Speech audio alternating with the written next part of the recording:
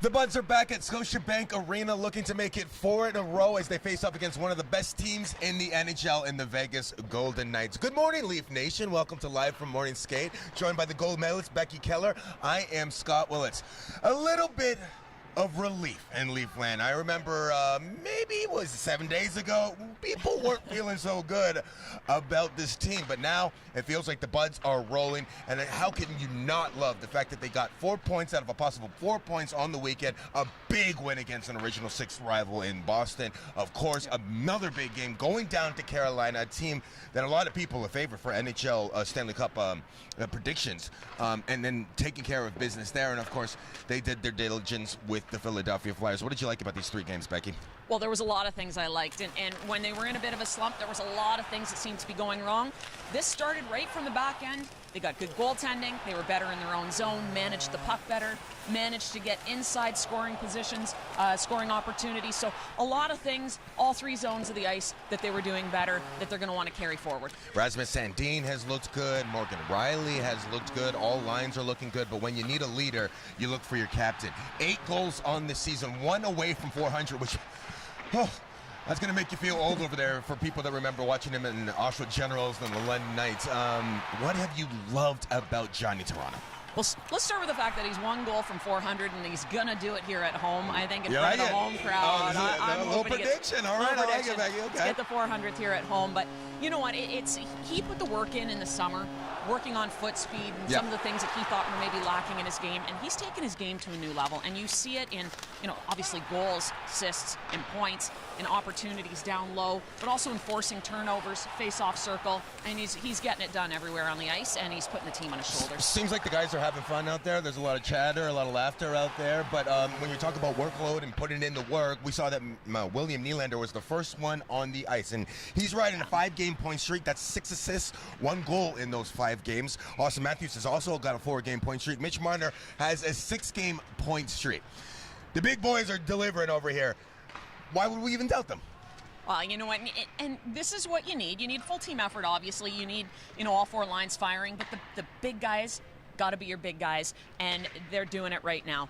And again, you talk about Nylander, first guy on the ice. What's that tell you? I mean, he's ready to go. He's eager to get into the game tonight. Big goal in Carolina. That 3rd goal was a big goal for the team, and so we can expect big things from our big guys. That's what I always tell to everybody that says that William Nylander looks like he has a lackadaisical effort. This guy is one of the hardest workers on the team, as you can see out there, and he loves being on the pond. You know what I also loved?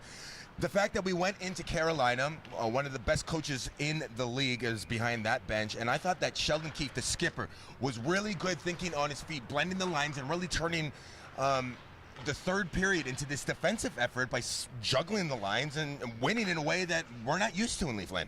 Well, yeah, and if you're not getting everything out of your lines that you want to get out of them, you mix them up. And the guys are used to that. Just change things up a little bit, try new combinations. The one combination that he left alone was the Kampf, Mulligan, and Aston Reese line. And, I mean, they were playing great, had a great game, and they're a good defensive line. So I think he's going to carry that one forward. You keep bringing up Mulligan. You really like his game, don't you? Well, you know what? I think there was maybe some question marks early on in the season that he wasn't bringing as much to the table as we'd hoped. But, I mean, he's been fantastic lately. And Sheldon Keefe had said, best player on the ice against Carolina, and I agree with that. I mean, he's got some energy, he's got some speed, and I really like what he brought the other night. You want to talk about question marks? There was a chance that I thought that they were going to ask me to put the pillows on and get in between the pipes and get in the crease there, and nobody wants to see that, trust me. We have a lot of injury problems. Matt Murray is expected to skate later on in this week, but of course Samsonov is going to be out for maybe a week, maybe 2. We don't really know right now, so that means it's Shulgin's crease. And I think the boys like playing in front of him. Well, yeah, and this is a guy that got his opportunity because of injuries last season, and he's done a good job with the opportunity that was placed in front of him. I think the team plays well in front of him. He's got a .902 save percentage, which is very good. And, I think that the team is comfortable with him in the crease. A really cool moment. You make sure you go to our Instagram account, the Toronto Maple Leaf Instagram account. You can see when Keith Petruzzelli, I got to say the name right. This is the only way I know how to say it. Got his contract with the Toronto Maple Leafs. Big shout out to the Marlies. They are just absolutely buzzing right now. And Gaudette got a hat trick yesterday as they just completely destroyed Belleville. Big news in Marlies land, which brings us to our FanDuel first goal of the game. Becky, we got to get on the board here. We look like we don't know what we're talking about. I'm going to let you go first. All right. I'm going to go with Mitch Marner. We talked about the big boys and the big boys doing big things. Yeah. Marner, he's only got 2 goals in the season, tons of assists, but I think, he starts shooting the puck again. He's going to put one in the net. I picked tonight, first goal tonight. I like his line mate. You know what?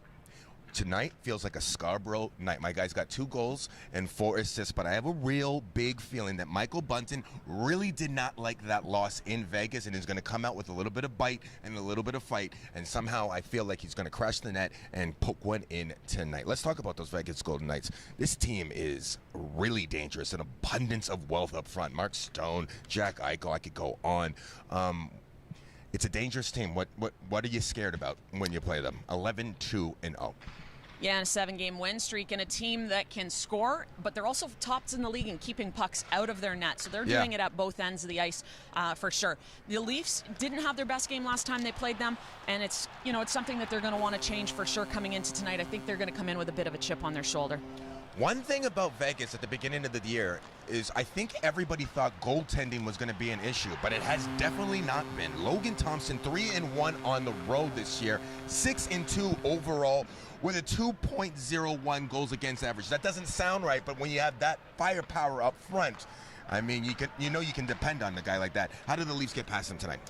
Well, typically when you see a goaltender playing that well, it's team defense in front of him in addition to that. And so I think, if the Leafs are going to be able to solve this riddle tonight, it's going to be a couple things.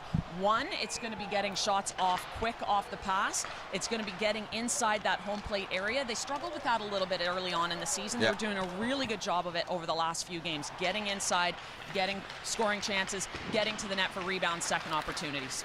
We got a bright light right beside the camera over here, and I think that's one of the reasons why Logan Thompson is doing so well this year is because that chrome mask, everybody must just go like this as soon as they get a breakaway.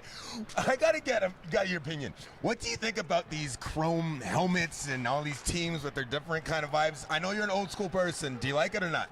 Yeah, I'm a little old school. I'm not super big on the chrome. I watch Notre Dame in NCAA, and even the Notre Dame baseball team that got chrome on the bottom of their cleats.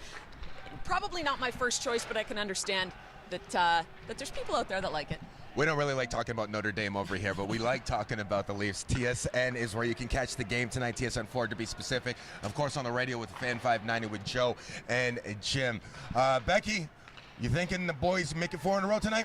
Oh, I'm thinking 4 in a row. I actually do as well. It should be a fun one. We look forward to enjoying the game with you and catching you again on Friday as we do another Live from Morning Skate.